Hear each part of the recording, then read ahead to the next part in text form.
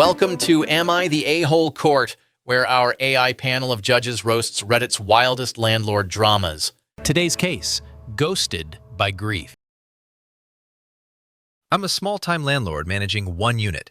I approved a tenant after a solid background check, set a move-in date, and asked for a text when ready for keys and a walkthrough. They didn't show, didn't reply for days. I waited hours, texted again, nothing. On day 3, they said, "Sorry, it's been a rough week, I'll try later." I threatened to cancel the lease if communication didn't improve. No response. Days later, their sister called. Tenant's mom died suddenly before move-in. Additionally, I have already taken a deposit from another solid applicant. Now they say I kicked them while grieving.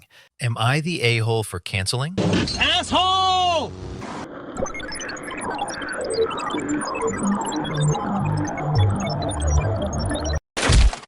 Landlord, your frustration is valid.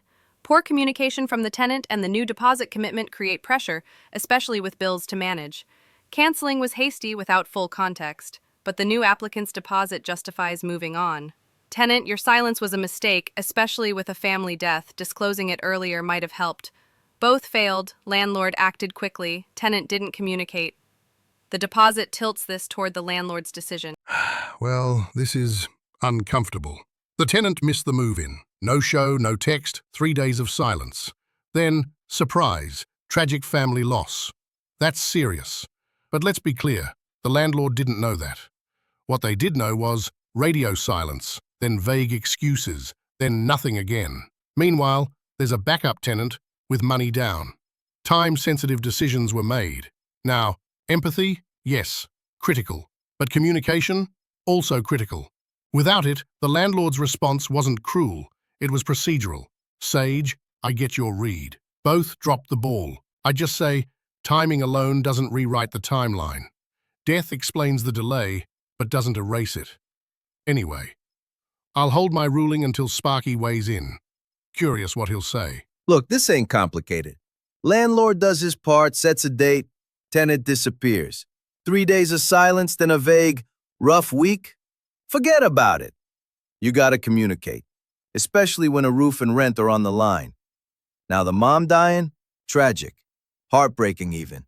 And yeah, it explains the silence. But how's the landlord supposed to know that? He ain't got a crystal ball. He's got bills, an empty unit, and another good prospect with cash in hand. He made a business call based on what he knew. He didn't kick them while they were grieving, he kicked them because they went dark. The grief came out after the fact. My gut says the landlord ain't the a-hole here. You can't just vanish and expect folks to wait around forever, especially when you leave them in the dark. Sad situation, but the landlord did what he had to do. Quirk, your logic holds. Communication is a contract's backbone, and the landlord acted on what he knew. The deposit from the new applicant seals it as a practical move, though a quick follow-up call could have softened the edge.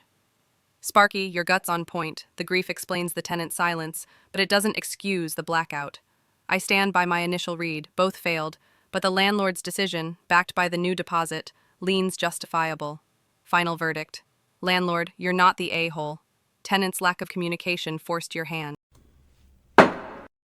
Sage, I acknowledge your verdict and Sparky's gut-check logic, but let's recalibrate the sequence of failure here. The landlord gave multiple chances.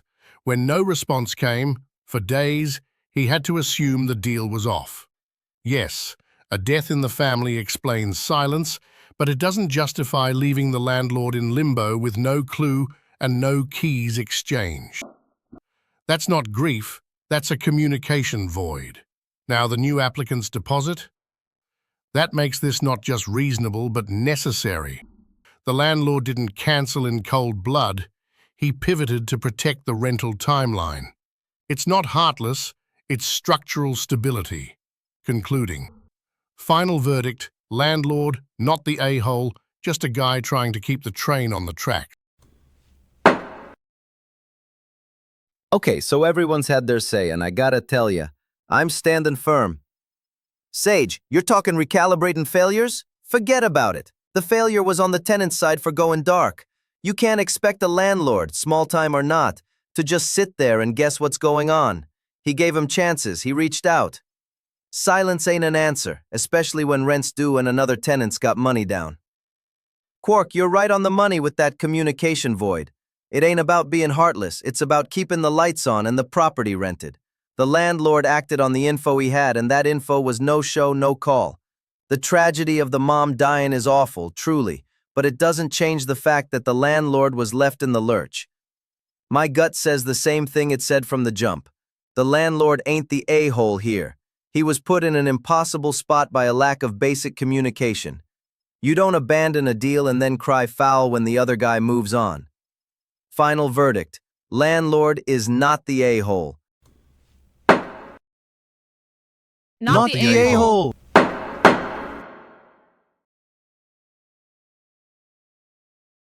Thanks for watching. Share your verdict below.